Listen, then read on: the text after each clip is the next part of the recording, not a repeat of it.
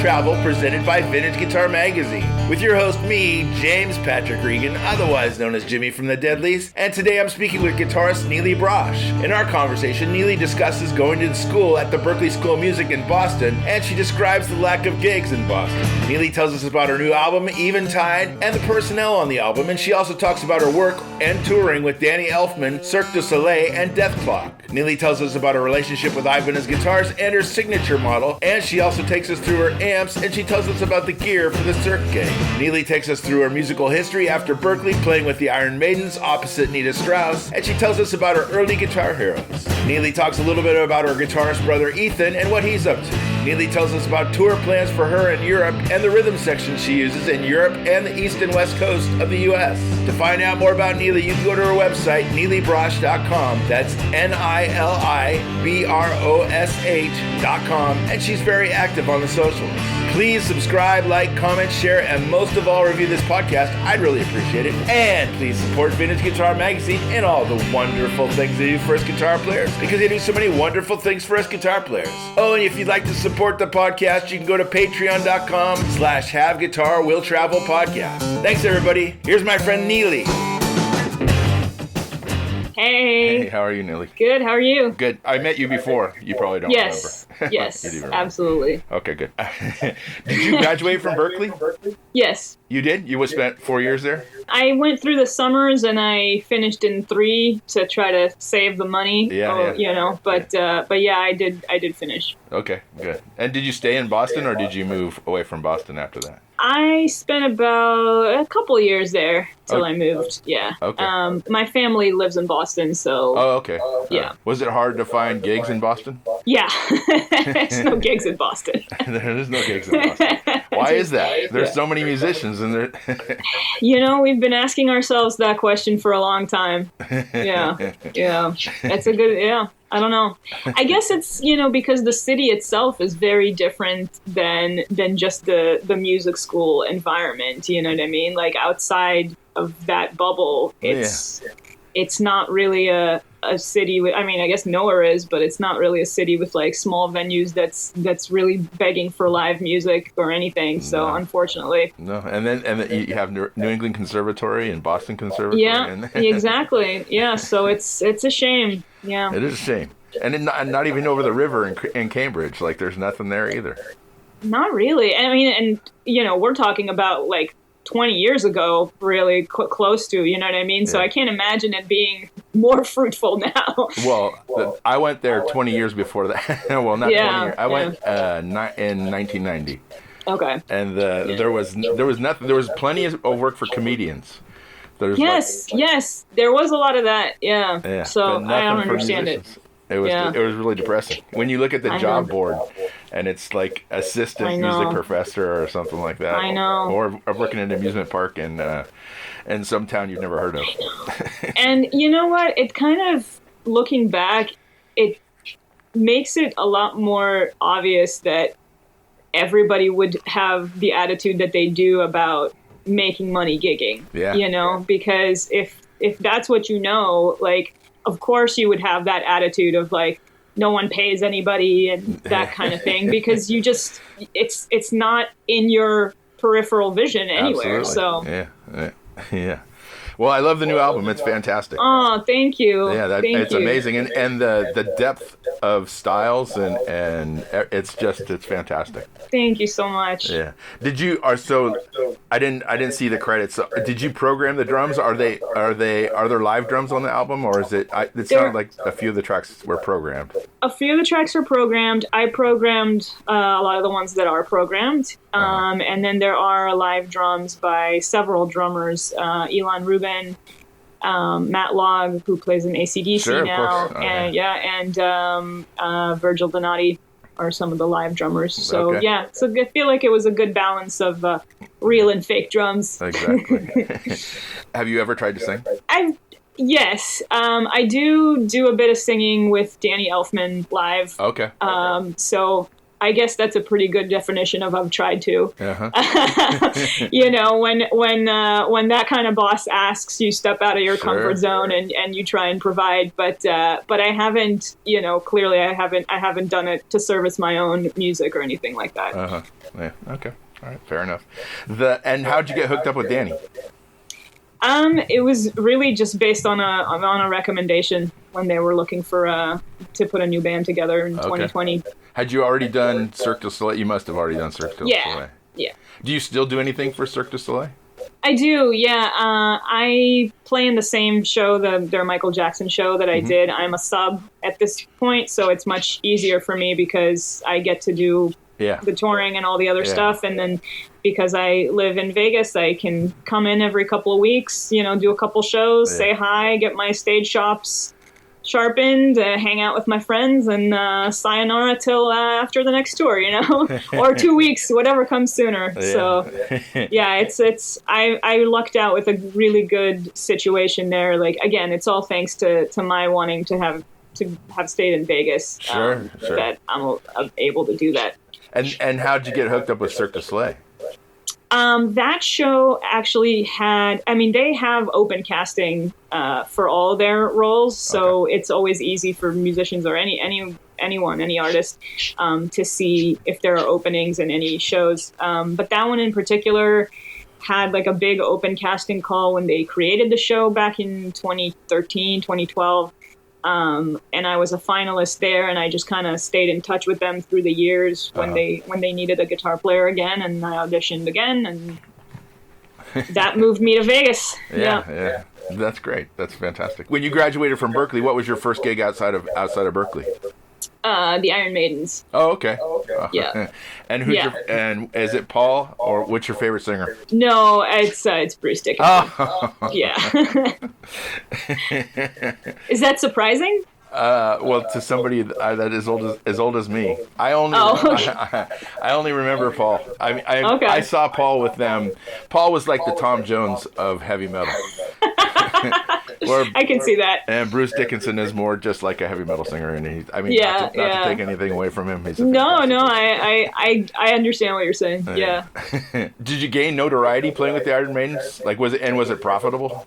I think so. I mean, I kind of, you know, at the time it was me and Nita actually at the time just kind of subbing for each other, filling in, and I. At the beginning of that was still living in Boston. So, you know, I was flying out to do some gigs, and then later on I moved to LA and I was doing some of the gigs with them. But yeah, I mean, it was definitely a great like way to get my feet wet in the professional world. Sure. Yeah. And were you playing Ibanez back then? No. Well, for some of it, about a year later, about a year after I got hooked up with them, I started playing with Tony McAlpine, and that was how I got introduced to the guys at Ibanez. And so while I was doing both of those gigs, some of that seeped into my Ibanez days. And what were you using for amps back then? My PVJ-SX. Okay. Which was a really bad choice for not for how it sounded, just for me carrying gear. Yeah. Is that like a fractal type of thing? No, it's the old Joe Satriani head. Oh, the PV head, and it weighs like 55 pounds or something. Gotcha. Like it's insanely heavy. It sounds great when you know how to dial it in, but yeah, that was not it's not a practical choice. And you know, this is right before modeling things started getting really good. Yeah. So yeah. Are you using modelers, or are you using amps? I'm using both. I use the Mesa Triple Crown, and then I use the Headrush products for modeling stuff. Okay. So it depends on the gig. It depends on the situation. The little MX5 Headrush is a great little fly rig that fits in your backpack and stuff. So it just depends. And is it programmable, obviously? And And so you have all your beyond. sounds. Yeah. Right on. And does it take a lot of time to get your sounds programmed into it? I don't think so. And I've always been kind of the if it ain't broke, don't fix it type of person. So I kind of have my basic tones, I call them, that I operate from, and then from that I can expand it to whatever I need. So, you know, it's most of the stuff that I do doesn't require a lot of different sounds and textures, so I can usually get away with a couple of main tones. Yeah. When you were studying guitar early on, who were you listening to? Andy Timmons, Greg Howe, Guthrie Govan, like those were my big influence. Nuno, you know, those were my big, like Extreme was always my favorite band, you know, and Maiden, and I liked, you know, a lot of the 80s stuff and everything, so Fusion, those kind of just built the gamut of my influences. Yeah. And were you already living in Boston before you started going to Berklee? Yes. Oh, okay. So, and was there any thought to going to GIT or not so much? I thought about it. I visited it and everything, and I really liked it. It just, at the time, they didn't offer you a bachelor's degree. Okay. Maybe they just were starting to, or something like that. And that, with where I grew up, was kind of, there was a lot of importance placed on that, you know, if you're going to go to music school, at least have a bachelor's degree to fall back on, whatever the hell that means these days. You know, I don't even know. But also for me, you know, realistically, because I lived in Boston and I was a pretty sheltered kid, and I don't think that I saw myself moving across the country at 18 to go to college. I just was not that kid. Yeah. So, yeah. And what's your dog's name? Micah. Oh my God. All right, cool. He's a good boy. Yeah, he's just sniffing around, but he's really good during these Zooms and stuff. He's very well behaved. He just wants to hang out. Very good. And your brother played guitar as well? Yeah, still does. And what's he doing? He plays in bands in Boston, and he plays in a Bon Jovi tribute band, and he also plays in that band Fifth Angel. Tell me about working. Have you worked with Paul Gilbert?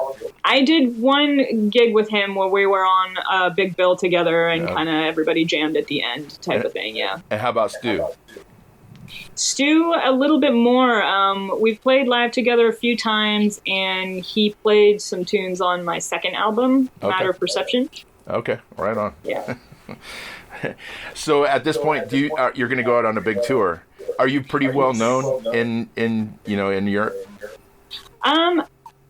You know, your guess is as good as mine. It's my second time touring my stuff out there. I've definitely gone out there many times for different projects and everything. Yeah, I love touring over there. It's a lot of fun, and I think people appreciate live music and appreciate that you came all the way to see them, you know. So we try to make it, you know, to me, I think it's an important thing to do. Like, I feel like there's importance in bringing your music to the people. Oh, so. Yeah, absolutely. And are you touring with a full band? It's a trio, yeah. Yeah. Are those guys, are they coming from the U.S. or are they over there already? No, they're a European rhythm section. How'd you get hooked up with them? Through connections and stuff, and knowing them from other bands. And have you had the opportunity to rehearse or not yet? We will. Okay. We will. Yeah, we will rehearse locally. Okay. Yeah. And when the tour switches over here to the U.S., do you have a U.S. band, or is it those two guys as well? Yeah, I have an East Coast band and a West Coast band. Do you really? Yes, different rhythm sections, which I kind of like, you know, because they put their own different touches on the music, and especially on tunes that I've been playing for years and everything. It's nice to kind of keep it varied and breathe new life into it. Yeah. And do you have them learn like your whole catalog or? No, I mean, I don't think we've ever played through absolutely everything. So it's just based on whatever is cool for the live show, and we go from there. Yeah. But with both sets of those bands, we've been playing together for years already. So it's less new stuff than repeats, you know? Yeah. Okay. So, yeah. And as far as are you when you go to Europe, are you bringing the modeler? Or are you going to bring? Do you have gear over there? No, that's when I use my fly rig. Okay. Yeah. Mm-hmm. And over here, will you be using your Mesa? It depends. You know, it depends on where the gig is at and everything. I do try to save my back if I'm the one carrying gear. You know. Yeah. So. And are you traveling? So, apart from the bands, are you traveling by yourself? Do you have a crew or anything, or is it just like? We are a very humble crew of just the band and the tour manager. Okay. Yeah. Oh, that's cool. At least you have a tour manager. Yeah. And do you sell merch after the show and everything? Sure. Yeah. Okay. Cool. Yeah, that's great. And so, tell me about your deal with Ibanez. You have your own model, correct? Yes, it's coming out. It's been unveiled at NAMM, and it's coming out. It's going to be available over the summer. Yeah. And what separates your model from everybody else's model there? Well, I mean, you know, like I keep telling everybody, I wasn't trying to necessarily reinvent the wheel with it or anything, but I've always been an RG player. I think that's we don't see too many artist models that are RGs these days, and so I really wanted to be a person in my generation to continue the tradition of the RG thing being so synonymous with what Ibanez is to a lot of people. Yeah. For me, it was a big thing to kind of make it like the Fat Strat RG. So humbucker single is another type of thing that we don't really see in RGs very often. Exactly. And because even though they're EMG pickups, they're passives. So that still services that same thing. And, you know, I wanted it to be a versatile instrument. I mean, that's the type of instrument that I've been using for years for many different kinds of music, different kinds of gigs, and it's worked really well for me across the gamut. So I just wanted to put all my favorite variables into it, you know, whether that's the color scheme and the pickups, the wizard neck, you know, the original edge, you know, all the things that I think people appreciate about what RGs mean to them, you know.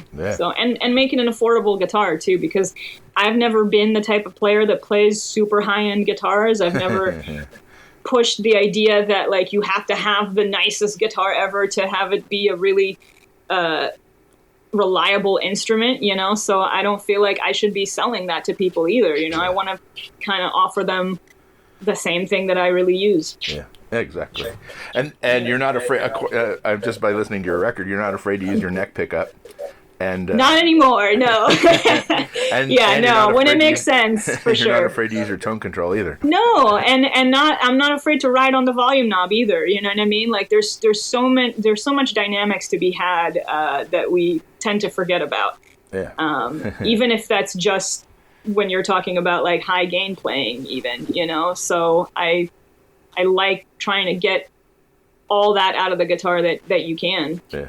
They're at home. Do you have an acoustic guitar? I do. I have some like crappy acoustics sitting around, you know. I don't have like a really nice acoustic because I also like tend to not have to use it for any gigs generally. It comes up every once in a while, but you know, like that's an area of my playing that, you know, is not something that I spend that much time on, honestly. Yeah. For the Cirque gig, what would you use for that? Well, the show has its own gear. Okay. So across the board, like really the only thing that you can control is your picks. They have, the show's got its own guitars that were created for the show.